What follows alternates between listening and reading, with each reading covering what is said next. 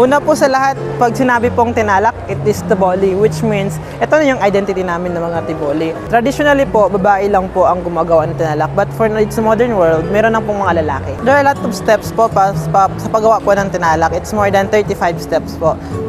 Bago po doon, isukuha po muna ng abaka, which is yung stripping po. Tapos, every strand ng abaka, kailangan po yung pipiliin bago po gawa ng tinalak.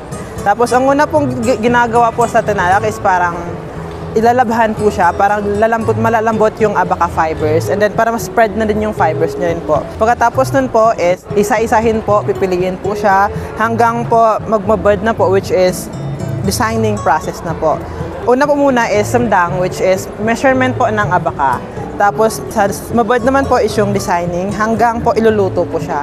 Meron po kaming tatlong color na ginagamit, which is yung white, abaka, tapos red from Loco, tapos nalom naman po for black.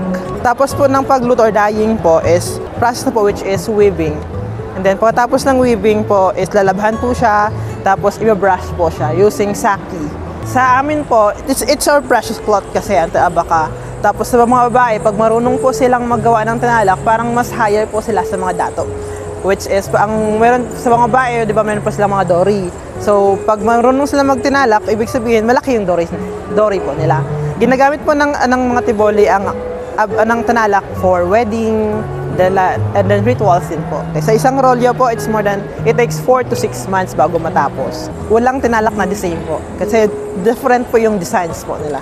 Bawal po siya sa slippers, bawal po yung imas. Then pwede ito yung mga cloths po.